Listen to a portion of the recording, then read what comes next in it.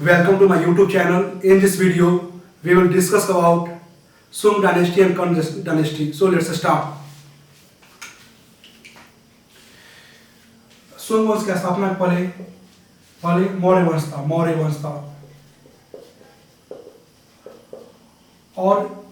वंश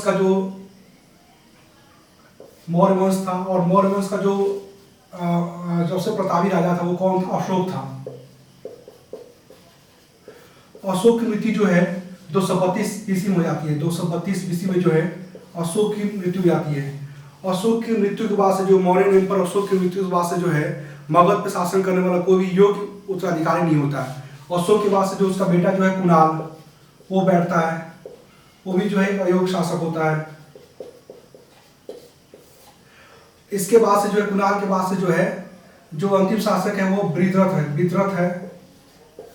अंतिम शासक कौन है? विद्रथ है। इसके शासनकाल में जो है कलिंग नरेश खारवेल ने जो है कलिंग को जो है इसको मगध राज्यों से क्या किया था? इसको अलग कर लिया था। किसने किया था? कलिंग नरेश खारवेल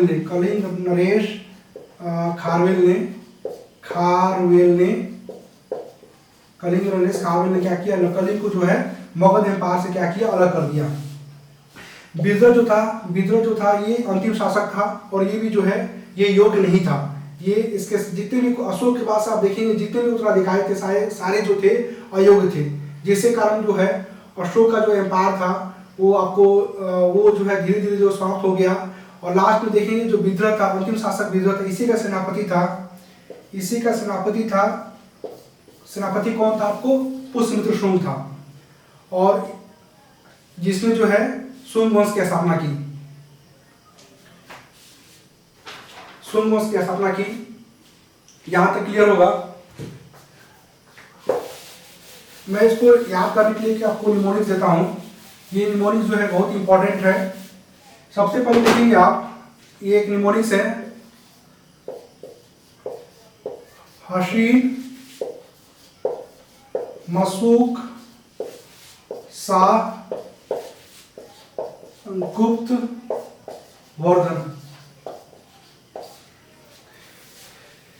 ये जो आपको है ये क्या है? हरेक वंश है। ये क्या है? हरेक वंश है। उसके बाद ये क्या है? ये शिशुनाग वंश है। ये क्या है? शिशुनाग वंश। हसीन ये कौन सा है? शिशुनाग वंश। और ये क्या है? नंद वंश। ये क्या है? ये मगध राजवंश ने जो है मगध एम्पायर पे तीन वंशों ने शासन किया। हरेक वंश, शिशुनाग वंश, नंद वंश। उसके बाद से निमोनिक्स क्या है? हसीन, मशरूक, शाह, गुप्त, वर्धन। ये जो मगध जो था ये जो है 16 महाजनपद में से जो है जो 6ठी शताब्दी ईसा पूर्व में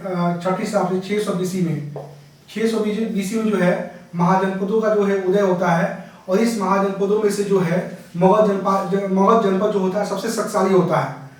बाकी जनपदों पे जो है मगध जो है ये आक्रमण करके वो जीत लेता है।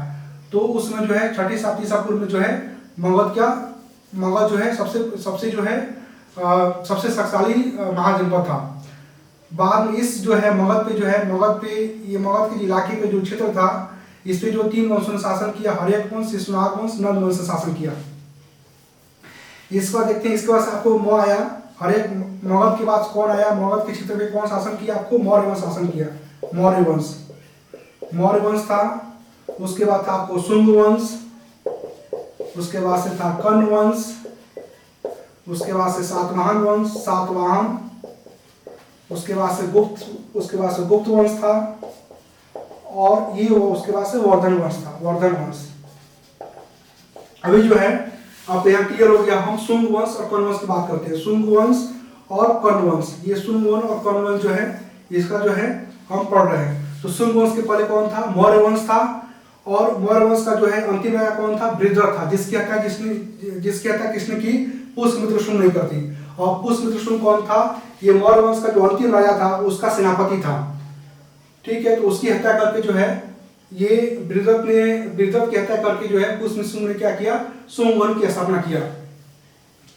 इस जो है मौर्य वंश की स्थापना के पहले जो 3 विदेशी आक्रमण हुए उसको आपको एक DSS से याद करते हैं, DSS, इसे याद कर सकते, DSS से याद कर सकते हैं। यानी कि मौर्य वंश की जो स्थापना का पूर्व क्या हुई, 3 विदेशी आक्रमण हुए। पहला जो था वो आपको डेरियस प्रथम था, डेरियस प्रथम, ये डेरियस प्रथम था। ये जो डेरियस प्रथम था ये ईरान का हकमनी वंश से संबंधित था। उसके बाद से सिकंदर आया और उसके बाद से सेल्यूकस निकेटर, सेल्यूकस निकेटर जो इसका सिकंदर का सेनापति था, इसने जो है भारत पे आक्रमण किया। तो देखते हैं मौर्य वंश का स्थापना पर जो है 3 विदेशी आक्रमण हुए। कौन था? डेरियस प्रथम, सिकंदर और सेल्यूकस निकेटर। ये DSS, D फॉर डेरियस प्रथम, S फॉर सिकंदर और S फॉर सेल्यूकस निकेटर। ठीक है, इसके बाद से जो फिर जो है आपको मौर्य वंश के बाद जो है इसमें जो 4 विदेशी आक्रमण होते हैं, इसको बोलते हैं ISPK, बोलते हैं ISPK। यानी कि I से क्या हो गया? इंडो ग्रीक, S से क्या हो गया? शक, P से क्या हो गया? पहलव, और कु से क्या होगा? कुषाण। यानी कि मौर्य वंश के बाद जो है 3-4 विदेशी आक्रमण होते हैं, इंडो ग्रीक, शक, पहलव, कुषाण। ये जो इंडो ग्रीक का जो है इसी के काल में जो है आपको देखेंगे, ये जो है मौर्य और गुप्त के बाद ये जो है मौर्य का जो है 322 से ये जो है 185 BC तक जो है मौर्यों का जो पीरियड था। इसके बाद से गुप्त का देखेंगे, गुप्त का जो पीरियड है आपको ये जो है आपको 319 से 540 AD है। ठीक है, तो 185 से 319 के बीच में जो है आपको ये आता है आपको शुंग वंश, कर्ण वंश और सातवाहन वंश आते हैं। ये क्या थे? आपको नेटिव रूलर है। ये क्या है? नेटिव रूलर है। ओके, उसके बाद से जो है इसी समय जो है 185 BC से लेके 319 AD के बीच में जो है आपको 4 विदेशी आक्रमण होते हैं, इंडो ग्रीक, शक, पल्लव, कुषाण।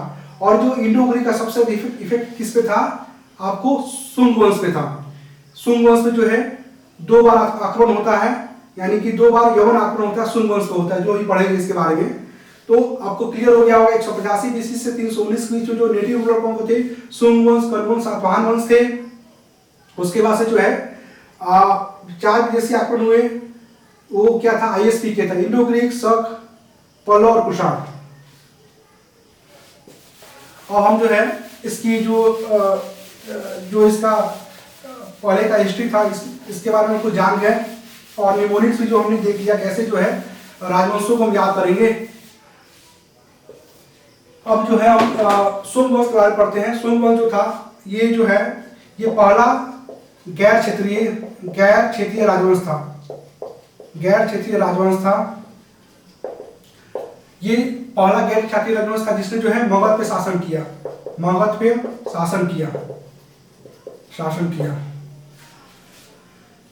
शुंग वंश की जो राजधानी थी ये पाटलिपुत्र थी, और बाद में जो है इसकी राजधानी विदिशा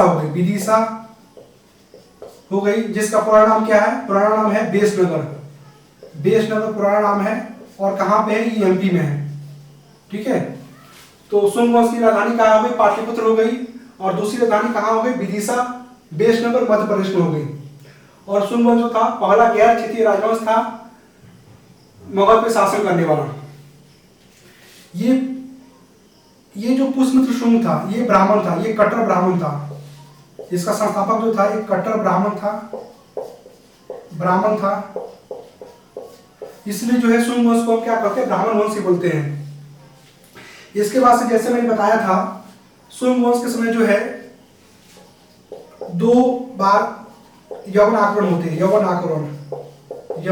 होते हैं, यानी कि इंडो ग्रीक अटैक होते हैं।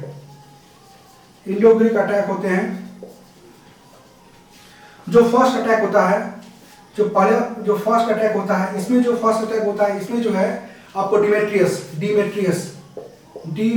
जो है ये जो पहला आक्रमण करता है पुष्यमित्र शुंग पे जो है ये इसके जो है जो एम्पायर पे जो है पहला आक्रमण करता है, जिसे जो है पुष्यमित्र शुंग का बेटा जो है किसका बेटा कौन है? अग्निमित्र जो है डेमेट्रियस को हरा देता है, डेमेट्रियस को क्या करता है, हरा देता है। ओके, इसके बाद जो है फिर जो है सेकंड जो फिर जो दूसरी आक्रमण होती है, सेकंड आक्रमण जो इसका डेमेट्रियस के बाद जो है मिनांडर, मिनांडर जो है ये जो है दूसरी बार आक्रमण करता है। ये किसके रेंज में करता है, किसके रेजिम में करता है, ये पुष्यमित्र शुंग के जो है शासन काल में ही करता है।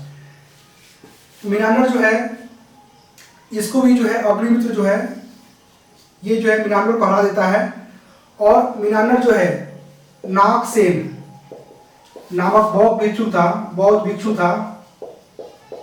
भिक्षु था, इससे जो है ये बौद्ध धर्म की दीक्षा लेता है और ये बौद्ध धर्म को अपना लेता है। नागसेन और मिनांडर के बीच की जो चर्चा होती है, जो नागसेन जो है मिनांडर को जो शिक्षा देता है बौद्ध धर्म के बारे में, इसकी वार्तालाप जो है मिलिंद पहनु नामक एक बुक है। इस बुक में जो है ये बुक जो है नागसेन के द्वारा लिखा गया है, इसमें चर्चा मिलती है। तो मिलिंद पहनु में क्या है, मिलिंद पहनु जो है नागसेन और मिनांडर के बीच में जो है एक वार्तालाप है। इस वार्तालाप को नागसेन में जो है मिलिंद पहनु में लिखा है। इसके बाद देखते हैं इसका बेटा जो अग्निमित्र था, कालिदास ने जो है इसके ऊपर जो है एक बुक भी लिखा है। कालिदास ने क्या लिखा है, कालिदास ने लिखा है मालविका अग्निमित्र, मालविका अग्निमित्र एक बुक भी लिखा है कालिदास ने, जो है अग्निमित्र और मालविका के जो है अग्निमित्र और मालविका के बीच के जो है प्रेम प्रसंग के बारे में चर्चा की गई है, बारे में चर्चा की गई है। किस पुस्तक में की गई है, वो मालविका अग्निमित्र पुस्तक में जो है अग्निमित्र कौन था, पुष्यमित्र शुंग का बेटा है और मालविका जो है के बीच में जो है प्रेम प्रसंग की चर्चा की गई है। जैसा कि मैंने बताया था कि ये पुष्यमित्र शुंग था एक बहुत ही जो है कट्टर ब्राह्मण था और इसने जो है बहुत सारे जो है बौद्ध स्तूप और मठों को क्या किया था, नष्ट किया था। मठों को क्या किया, नष्ट किया। फिर जो इसने जो है सांची स्तूप और भरूच स्तूप, ये तो इम्पोर्टेंट स्तूप बहुत ही इंपॉर्टेंट। ये दोनों कहाँ पे हैं, ये दोनों कहाँ है, मध्य प्रदेश में है। ठीक है, सांची स्तूप और भरूच स्तूप को जो है मौर्यन एम्परर जो है अशोक ने बनवाया था। इसको जो है 3rd सेंचुरी बीसी में जो है मौर्य एम्पायर अशोक ने बनाया था सांची स्तूप और भरूच स्तूप को। पुष्यमित्र शुंग जो है यद्यपि जो है कट्टर ब्राह्मण का और बौद्ध धर्म का विरोधी था और इसने जो बौद्ध स्तूप और मठों को क्या किया, नष्ट किया। फिर भी जो है इसने जो है सांची स्तूप की खिड़कियों को जो है तांबे का बनवाया और भरूच स्तूप की खिड़की को जो है पत्थर का बनवाया और जो है सांची स्तूप की जो है खिड़कियों को तांबे का बनवाया।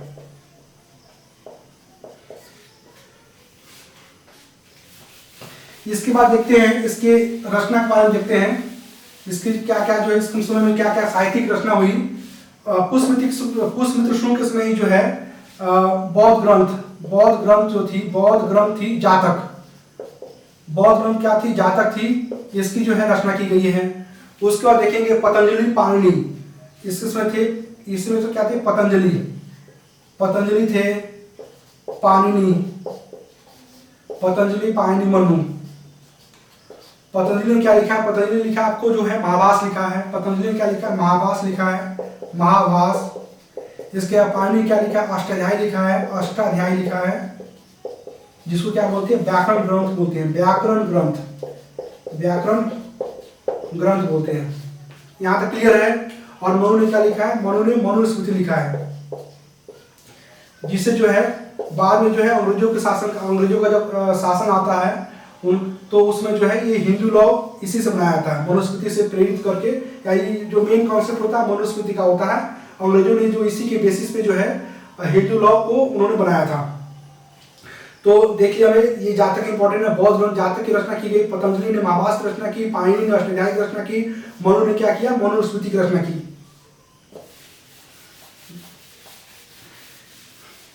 यहां तक क्लियर हो गया। इसके बाद से जो है भागवत जो आते हैं, भागवत। इसके बाद से जो है राजा कौन थे, भागवत थे। भागवत किसमें जो है आपको जो इंडो ग्रीक राजा था, इंडो ग्रीक राजा कौन था, इंडो ग्रीक राजा नहीं कि यवन जो राजा था, जो यवन राजा था आंतियाल।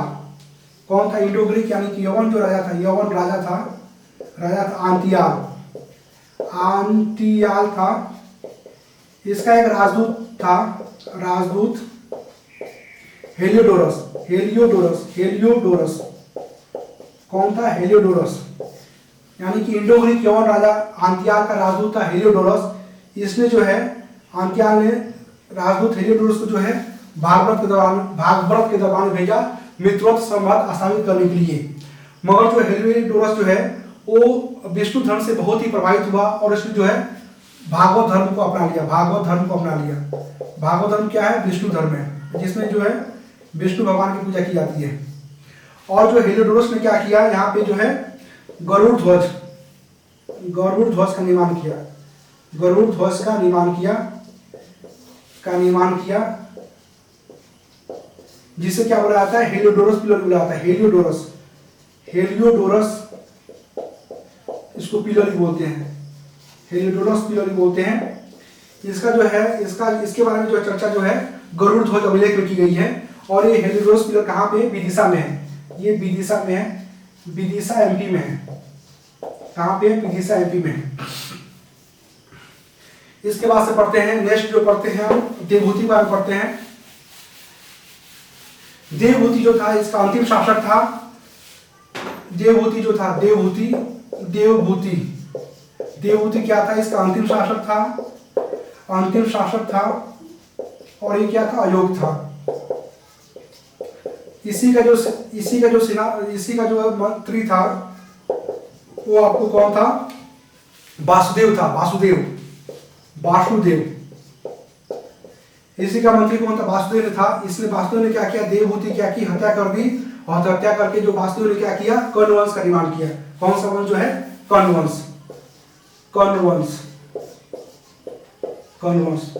तो आप देखते हैं कर्ण वंश का संस्थापक कौन है। कर्ण वंश का संस्थापक जो है वासुदेव है। और इसी कर्ण वंश की राजधानी क्या है, वही आपको जो है विदिशा होती है, सेम राजधानी रहती है। राजधानी कौन सी है, राजधानी विदिशा है। और इसका जो अंतिम शासक है, शासक जो है वो क्या है, सुशर्मा है। सुशर्मा, ठीक है। जिसकी हत्या जो है सिमुक करता है। सिमुक क्या होता है, जिसकी हत्या जो है सिमुक कर देता है। सिमुक कौन था, सुशर्मा का मंत्री था। और सिमुक जो है सुशर्मा की हत्या कर देता है। और क्या करता है, सातवाहन वंश की स्थापना करता है। ठीक है, तो नेक्स्ट वीडियो में जो है हम सातवाहन वंश के बारे में पढ़ेंगे। So thanks for watching this video.